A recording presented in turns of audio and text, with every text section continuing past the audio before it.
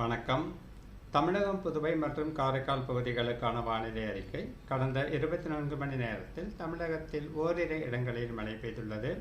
அதிகபட்சமாக கிருஷ்ணகிரி மாவட்டம் சூளகிரி பகுதியிலும், சின்னாறு அணை பகுதிகளிலும், தென்காசி மாவட்டம் செங்கோட்டையிலும், குண்டாறு அணை பகுதியிலும் 2 சென்டிமீட்டர் மழை பதிவாகியிருந்தது. புதுவை மற்றும் காரைக்கால் பகுதிகளில் வறண்ட வானிலையே நிலவியது. அதிகபட்ச வெப்பநிலையை பொறுத்தவரை பொதுவாக இயல்பை ஒட்டியே பதிவாகியிருந்தது. அதிகபட்சமாக ஈரோட்டில் 38.6 டிகிரி செல்சியஸ் வெப்பம் பதிவாகியிருந்தது.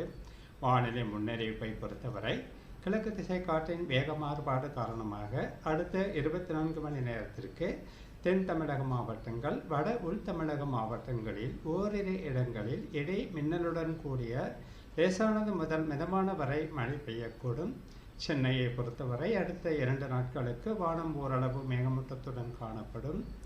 அதிகபட்ச வெப்பநிலை 34 முதல் 35 டிகிரி செல்சியஸ் அளவிலும், குறைந்தபட்ச வெப்பநிலை 25 முதல் 26 டிகிரி செல்சியஸ் அளவிலும் இருக்கக்கூடும்.